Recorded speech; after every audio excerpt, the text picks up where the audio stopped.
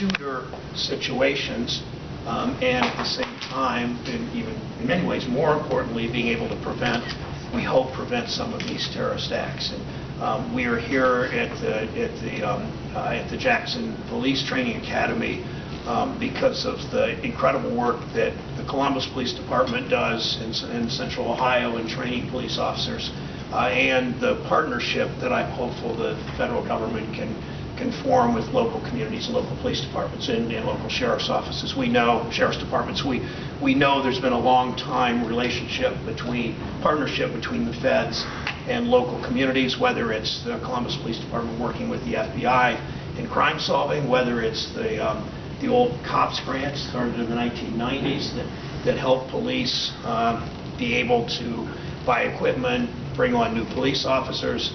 I remember President Obama's first trip, I think, out of the Capitol was to Columbus, Ohio, to the Police Academy in 2009, yes. To speak to a new group of new trained officers. So there's been a long time beyond, through both political parties, through presidents of both political parties, and through Congresses over the decades of that kind of relationship. We need, first of all, to ensure that those in the front lines, the people represented standing here with me, police officers, first responders, that people on the front lines protecting us have the tools they need to be able to protect themselves and protect us. That's part of the reason that everything from technology that sometimes the federal government's been able to help fund, body cameras, all the kinds of things that police departments decide locally, and the federal government from time to time tries to help them do that. That's why last month I helped to write co-sponsored legislation to keep Americans safe from ISIS and other potential threats. And let me give 2 or 3 examples of what this legislation would do. First of all, it provides grants. We'll provide grants to local communities to enhance police training and be able to provide dollars for local communities to be able to upgrade the work that they do. For instance, and no finger pointing here because it's easy for me to say this after San Bernardino, but we know that there was a lot of activity online leading up to San Bernardino. If the police had had both the training and the dollars, perhaps they could have maybe in cases like that prevented something from happening. And I'm again, no finger pointing there, it's easy to say it now, but those are the kinds of things as we sat in briefings, some classified, some not, and learned about that situation and what happened. We also think, and that's part of the way we drafted the legislation, to be able to help prevent that. A second thing we need to do is close the loophole where right now if the government suspects you of being a terrorist, even though you've not committed a crime, so they can't arrest you, but they suspect you of being a terrorist, you can't fly out of Columbus Airport. You can't get on a plane at Columbus Airport, but you can go to a gun show or you can go to a gun dealer and buy an assault weapon.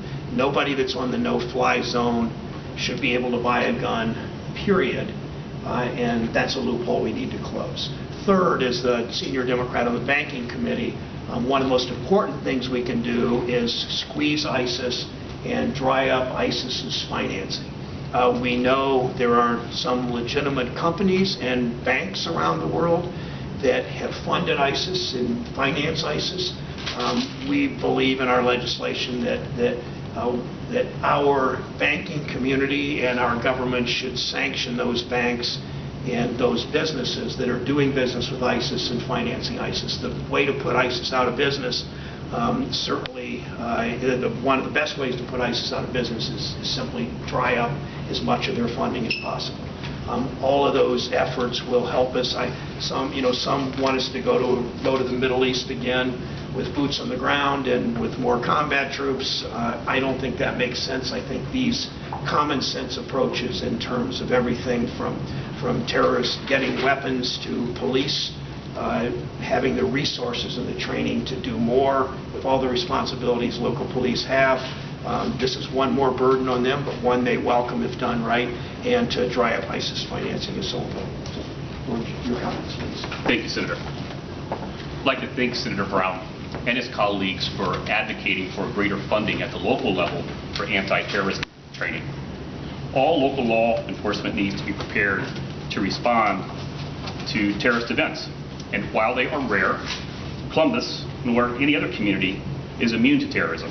In fact, within the last year, a Columbus resident, Abdirahman Sheikh Mohammed, appeared in federal court and was charged with 1 count of attempting to provide and 1 count of attempting to provide materials in support to terrorists, 1 count of attempting to provide and providing material support to a designated foreign terrorist organization, and 1 count of making false statements to the FBI. That was recently. In 2003, a Columbus truck driver named Ayman Ferris was arrested for terrorist actions. Ferris admitted to having personal contact with several individuals tied to terrorism. If you recall, he was tasked by Al-Qaeda operatives with attacking the Brooklyn Bridge and other targets. He pled guilty to terrorism, was sentenced to 20 years in October of 2003. Likewise, Nadareen Abdi plotted to blow up a shopping mall here in Central Ohio and discussed potential missile attacks against the United States, against U.S. landmarks. Abdi pled guilty to various terrorism charges in 2007. Similarly, Christopher Paul pled guilty in June of 2008 to plotting to use a weapon of mass destruction against targets in the United States and in Europe. My point being, these threats hit close to home and have hit here in Central Ohio. There is a need for expanded resources and training.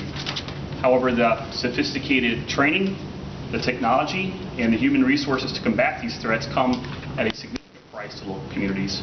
And that is why Senator Brown's legislation would give communities like Columbus, as well communities that are smaller, less adept, and quite frankly financially strapped, would help those communities, giving them resources to maintain a police force that is not only able to keep our streets safe for our residents with day-to-day policing, but also be prepared to respond to terrorist attacks. So again, I'd like to thank Senator Brown and everyone here at this outstanding academy in our efforts in combating domestic terrorism.